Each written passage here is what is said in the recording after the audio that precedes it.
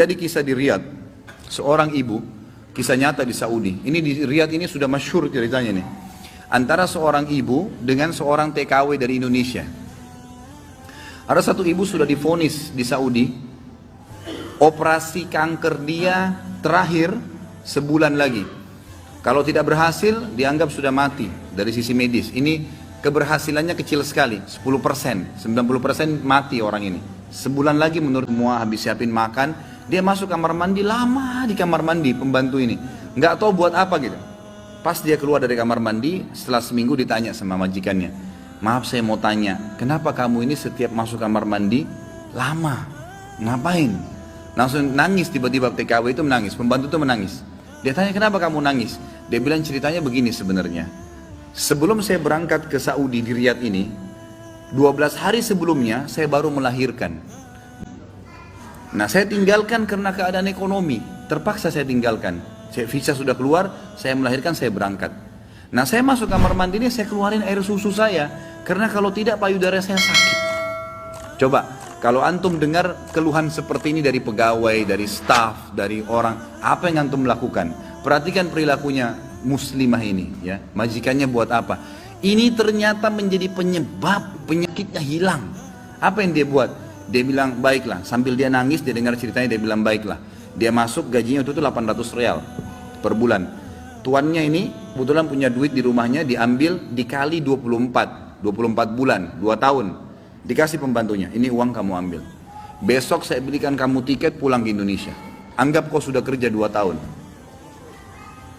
Pembantunya bilang, nggak apa-apa. Dia bilang nggak apa-apa. Anak kau lebih penting daripada saya. Urus anakmu, nggak apa-apa.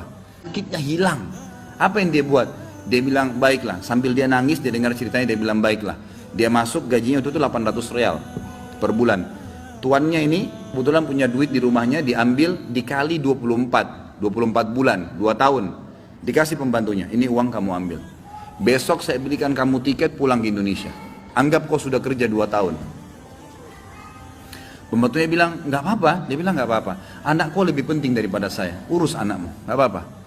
Terus ada pembantunya, baiklah kalau begitu terima kasih. Kata tuannya, kalau seandainya 2 tahun kemudian habis nyusuin kamu terfikir kembali, ini nomor HP saya, dikasih, pulanglah. Pembantu kita sudah selesai nih, TKW sudah pulang Indonesia. Kita sekarang berhubungan dengan kisah ibu ini. Apa kata dia? Semenjak pembantu itu berangkat, mulai hari itu setiap hari saya menangis.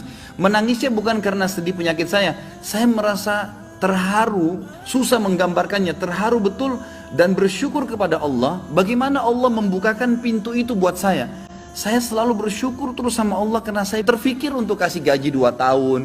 Mungkin kalau terjadi pada kita, kita bilang, baiklah kamu pulang aja minimal. Pernah gak antum terfikir kasih gajinya lengkap semua? Dia bilang, saya terharu kenapa saya bisa lakukan itu. Dan saya selalu bersyukur sama Allah, saya bisa lakukan sementara memang ini ada vonis mati dekat lagi secara medis.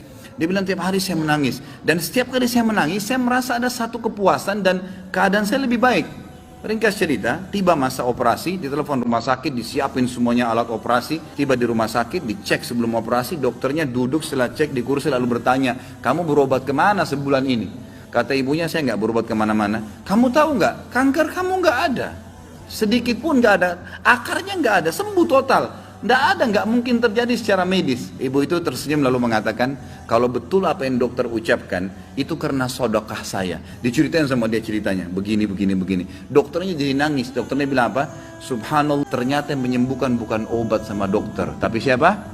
Allah subhanahu wa ta'ala. Ambil pelajaran ikhwas sekalian. Ternyata amal-amal soleh itu bisa membuat kita keluar dari masalah. Abdullah bin Umar dan Abdullah bin Abbas radhiyallahu anhum ajma'in, itu kalau beliau sedang menghadapi masalah dan tidak pecah, beliau keluar cari orang miskin dan sedekah, keluar bertawassul dengan amal soleh. Seperti itulah.